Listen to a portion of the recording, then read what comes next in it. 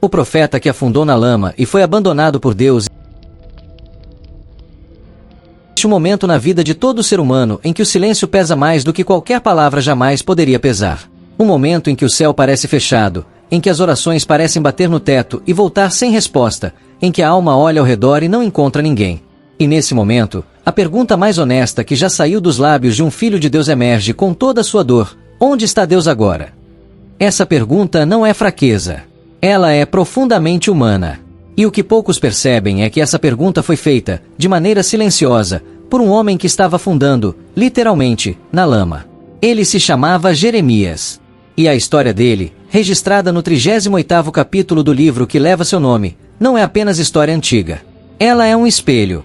Um espelho que, se você tiver coragem de olhar, vai revelar algo sobre a sua própria jornada espiritual que talvez você ainda não tenha nomeado. Antes de entrar na lama com Jeremias, preciso te perguntar algo com toda a delicadeza e com todo o cuidado de quem se importa com a sua alma.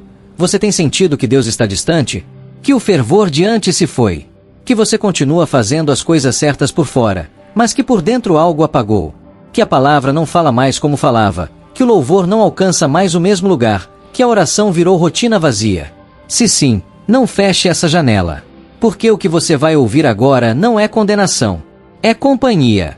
É a voz de alguém que também afundou e foi resgatado. Jeremias era chamado de profeta das lamentações. Desde jovem, ele foi convocado por Deus para uma missão que ninguém queria: falar verdade para quem não quer ouvi-la. Enquanto outros profetas suavizavam a mensagem, prometiam prosperidade, diziam ao povo o que o povo queria ouvir, Jeremias carregava um fardo diferente. Ele anunciava julgamento. Ele dizia que Jerusalém seria destruída, que a Babilônia viria, que o arrependimento era urgente. E por isso, o povo não o amava. Os líderes religiosos o odiavam. Os príncipes o queriam morto. No capítulo 38, a situação chegou ao ponto mais sombrio. Os príncipes foram até o rei Zedequias e disseram: este homem deve morrer. E o rei, covardemente, respondeu: ele está em vossas mãos. Então eles pegaram Jeremias e o jogaram em uma cisterna. Não era uma prisão comum. Era um buraco fundo, escavado na terra, sem água, apenas com lama no fundo. E naquela lama, Jeremias afundou. Pensa comigo. Não superficialmente. Pensa de verdade. Aqui está um homem que passou décadas obedecendo a Deus. Que abriu mão de casamento, de filhos, de reputação, de conforto. Tudo porque Deus pediu. Que chorou pelo povo enquanto o povo o desprezava. Que pregou fidelidade enquanto o próprio rei se curvava diante do medo. E agora ele está no fundo de uma cisterna, afundando na lama, sozinho, abandonado pelos homens. E, aparentemente, abandonado por Deus. Esse é o quadro. E esse quadro importa porque ele não é apenas de Jeremias. Ele é seu. É meu. É de todo aquele que um dia se perguntou se a fidelidade vale a pena. Agora preciso te apresentar algo que não está escrito diretamente no texto, mas que está nas entrelinhas com uma profundidade que exige atenção espiritual. Há um erro invisível que muitos filhos de Deus cometem quando chegam ao fundo da cisterna. Não é um erro moral óbvio. Não é um pecado que aparece nas listas. É um erro silencioso, sutil, que se instala devagar enquanto a dificuldade se prolonga.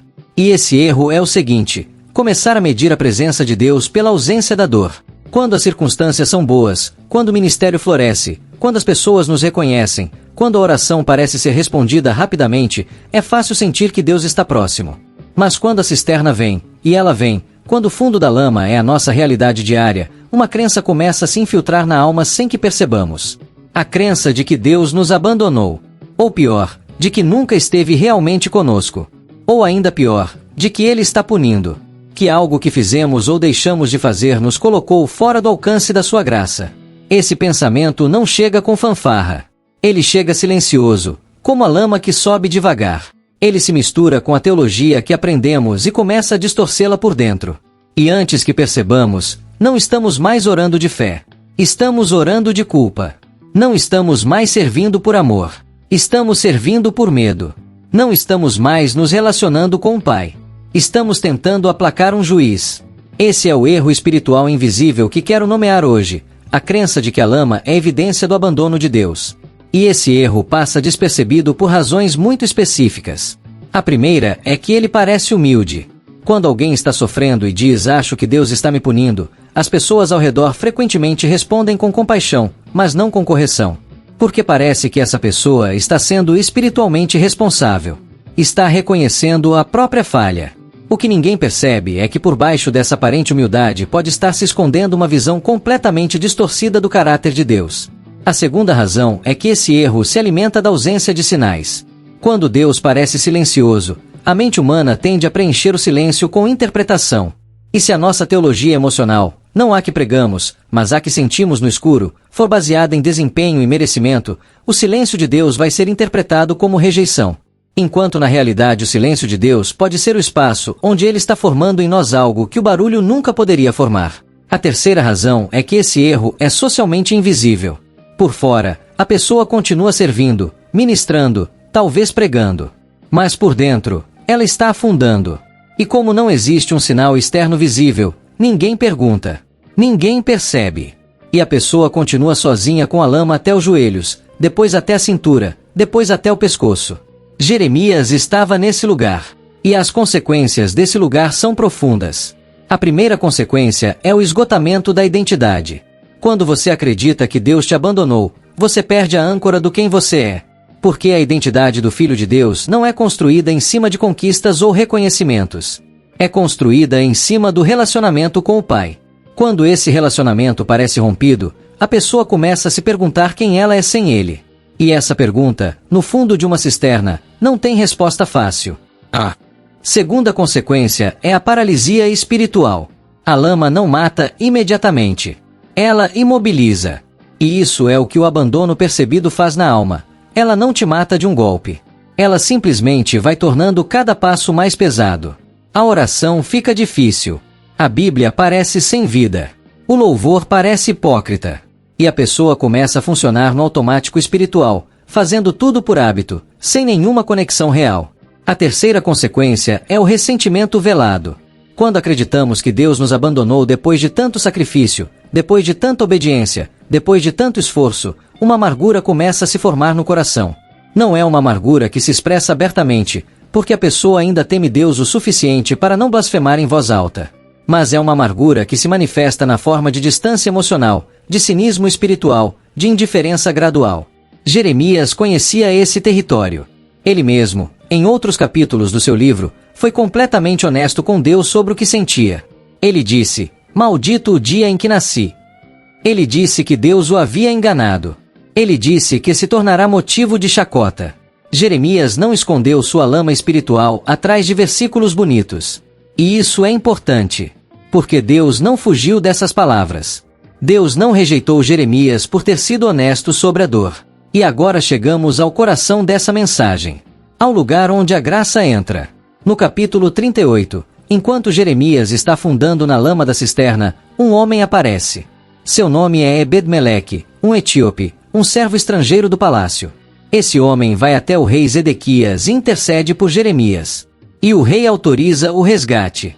Então Ebed-Meleque pega 30 homens, vai até a cisterna, e com cordas e trapos velhos colocados sob os braços de Jeremias para que as cordas não cortassem sua pele, ele o puxa para fora da lama.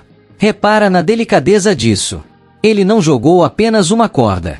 Ele colocou trapos para proteger o corpo do profeta. Ele cuidou da dor enquanto o resgatava. Esse é o caráter de Deus.